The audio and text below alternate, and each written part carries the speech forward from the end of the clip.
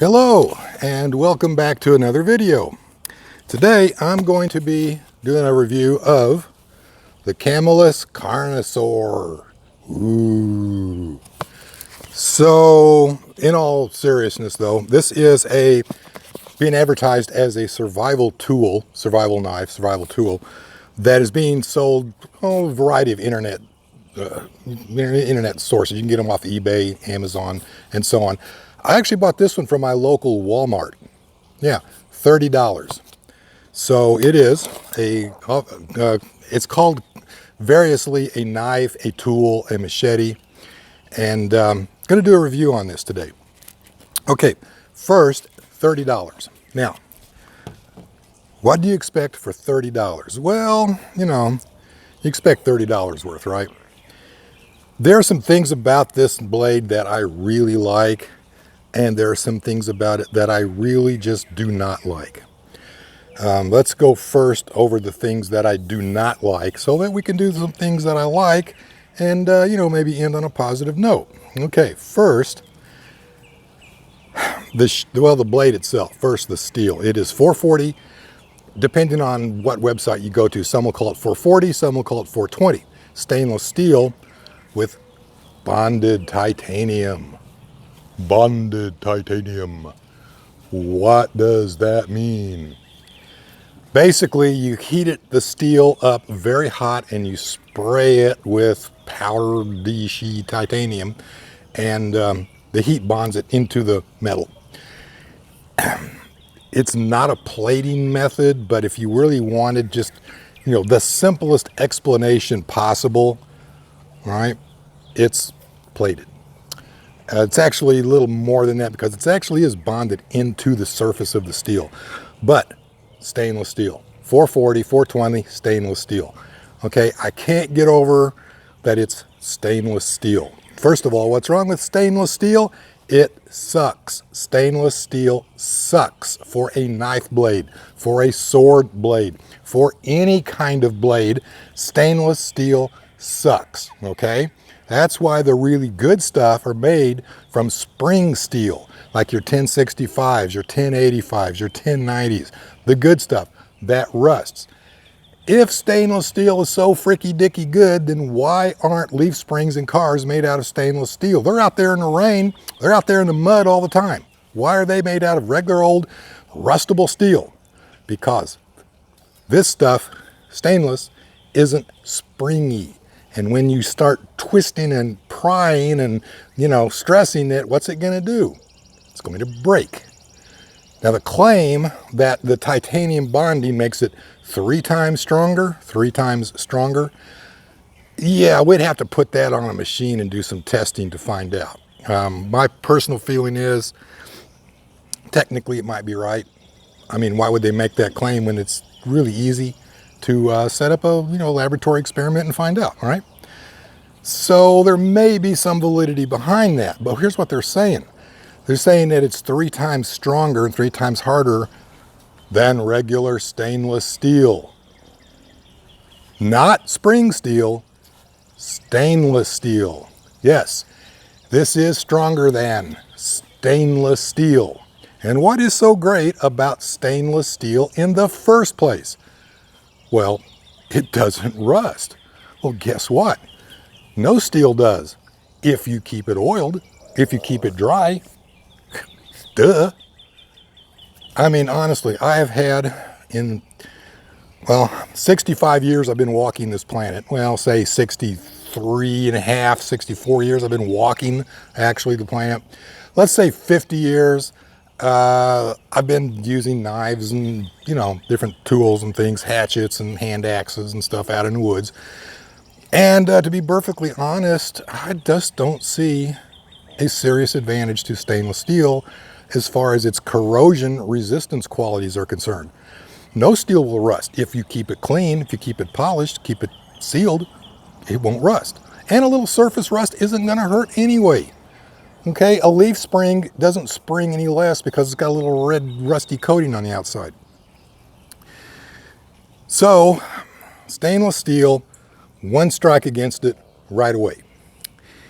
Now, let's talk about the design, okay, shall we?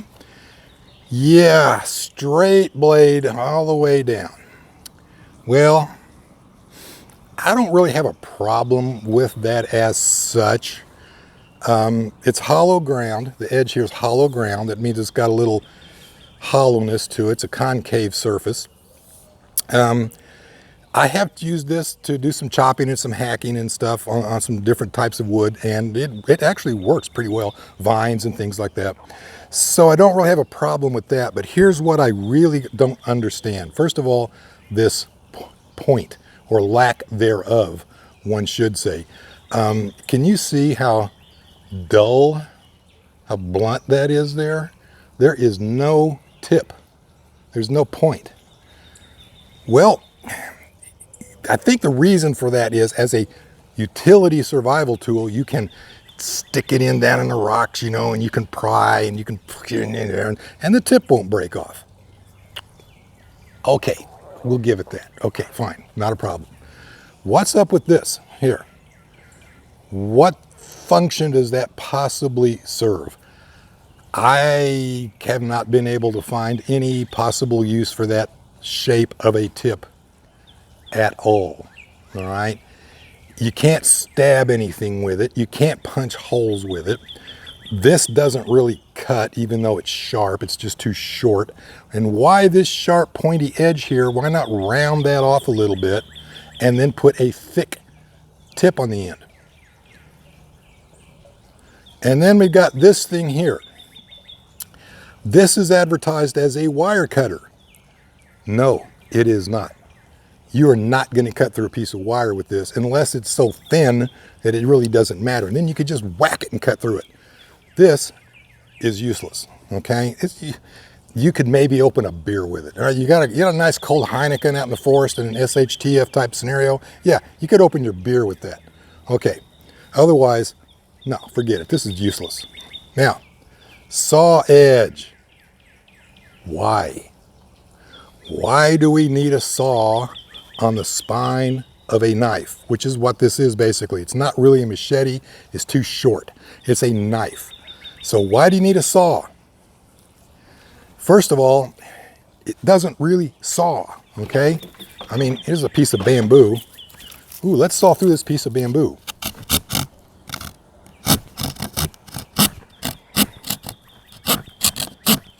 Oh, look, it saws through a piece of bamboo. Sort of. A little bit, maybe. Okay. How about we just do this instead? Duh. Who needs a saw on the back of their knife blade? Huh? Who needs a saw? And by the way, that was one of my liking points about it. This thing will take an edge, and it does cut. Don't make any mistake about that. But this is just, no, come on. First of all, I've been survival. I don't know. We didn't call it survival camping when I was young. We just call it camping. All right. You get in your car, you drive out into the Mark Twain National Forest until you're out of road, and then you follow paths until you're out of paths. All right. And then you stop, and that's where you camp. What do we take with me? What's in the truck? Oh, I got a knife. Good enough. Let's set up a shelter. That's really how we did it. All right. And I have never once, in all those years that I used to do that, needed a saw. A saw might come in handy occasionally, but I've never actually needed one for cutting firewood, for cutting poles for shelter. Never. And also, this thing really interferes with trying to baton through wood. If you want some boards, shingles, square pieces of wood, anything that you could cut, split out of wood, you start whacking on this. You put your piece of wood here, right? And you start whacking on it. And what happens to these sticky, spiky things? They stick in your wood, and you gotta pry it off. And you gotta pry it off. And it just doesn't work. Okay. The saw itself works, but barely. And I just don't think there's enough of an advantage to having a saw on a knife blade that you really need one. And it's just me. I mean, you might, disagree. But another point to consider is that this handle, which is a nice handle, it's very ergonomically designed. It fits the hand very nice for using this as a knife or a machete. But when you turn it over to use as a saw, you see that shape? That really just doesn't work very well. And then you got the sharp side of your knife pointed up, which is not the best place to point a sharp knife. But don't get me wrong, this thing will take a sharp edge. I'm not questioning that. It will take and keep a sharp edge. But if you get this stuck between between a rock and a hard place, as my daddy used to say, and you start really prying on it, I wouldn't give 2 cents worth how long it lasts, to be honest. Stainless steel. It tends to break rather than spring. So the handle, as I mentioned, nice handle. No, really, I like it. That's a nice handle. And it is full tang, as you can see from here. Of course, this could come here and stop, and it might come here and stop, but I don't think so. I think this really is a full tang, and they left this open here to show that it's full tang. You also got a hole here where you could put a lanyard through, and with a lanyard on your hand, and you got a really nice grip on this thing. So my problem with it is for a machete, it's just a little too short. It's a good size for a knife, but I think a curved edge would cut a little better. And a knife really could use more of a point and more of a rounded tip here. But overall, $30. Is there anything else about this thing that I don't like? Stainless steel. Did I mention that this is stainless steel? Did I say that? You get the feeling I don't like stainless steel. Yeah. But, I mean, just, dude, come on. Trying to watch the camera and cut at the same time. Doesn't work out real well. Yeah, you know what I'm saying? This thing is sharp. Okay, so much for the knife. Here's my opinion on it. If they had left this thing basically the same, okay, and I'd even live with a straight edge. I'm not got a problem with that. You saw it cuts very nicely. Don't have a problem with that. But here's what I would suggest. Put a tip on it here. Don't worry about if it breaks. If tip breaks off, so what? Now I've got this. But in the meantime, put a tip on it. Round this off a little bit.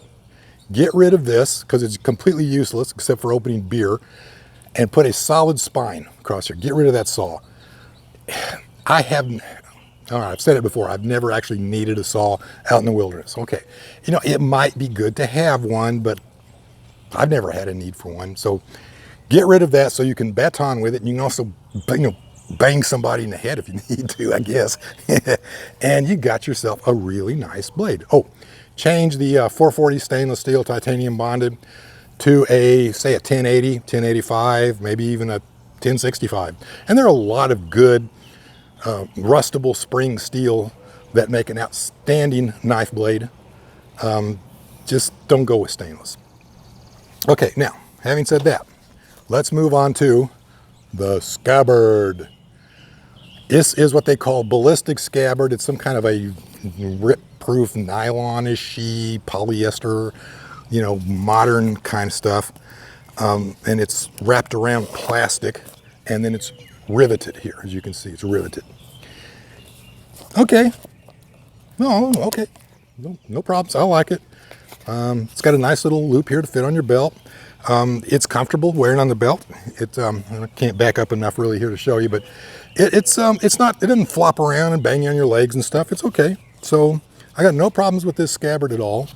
And one of the things that I do like, I want to point out, is this little added addition here, and that's this little knife. I like that. This thing is perfect for making a little fish spear out of, or putting on the end of an addle for throwing at a deer or something. Yeah, this thing can work. It's got these little barbs here Got these little barbs here for hooking into the item. It's got these little notches here for wrapping your rope around. Yeah, that can work. I like that. So, and it's also good just for doing some little fine carving and, you know, finishing work if you need. And it comes in a little scabbard here on the side. And a little scabbard here on the side. And this scabbard itself comes off in case you want to put this, just a little snap there, in case you want to put this somewhere else, like in a pocket or, you know, a little thong around your shoulder or something. So you got a nice little knife there. And it's got a little loop here, so you can put it through, got a little loop here so you can put it through a belt or something if you want to. Or you can just leave it snapped. There you go. And then a little Velcro, snap it on, a little Velcro, and there it is, hanging on your belt, ready to go. It's a nice little touch, and that is a very useful tool. So yeah, I like that. So my opinion overall of the Camillus Carnivore, would it be my first choice to take out into the wilderness? No. I think they call it the bush these days. It used to be called the field. It was the wilderness before that. And then when I was young, it was the field. Now I think they're calling it the bush. So would I take this out into the bush? No, not my first choice. I mean, would I take it? Yeah, I'd take it, but not my first choice. Not my second choice. But, you know, as they say about guns, any gun is better than no gun at all. Yeah, I'd rather have this with me than a pocket knife. You know, I'd rather have this than this. You know what I'm saying? Okay? And I'd rather actually have both, just because after this one breaks, I could use this one. Because it's stainless steel. Okay, so that is my fair and honest review of the Camillus Carnivore. I wish I could give it better ratings, but I can't, just because there's so much wrong with it. They just tried to cram too much junk on here that you just don't need. Okay, instead of just making a good, solid, hard spring steel. In fact, you know, they could have used even a 1065 and then differentially hardened this across here, put a ham on it. Oh yeah, baby, that would have been a blade. But 30 bucks, okay, not 300, 30 for $30. I mean, yeah, I bought it at Walmart, and I'll keep it. In fact, I keep it in the back seat floorboard of my Jeep, you know, just for grins and giggles, as we say. So I'd give it a rating of 2.5,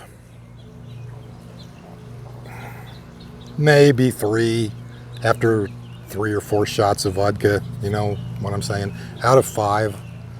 So that is my review of the Carnivore from Camillus.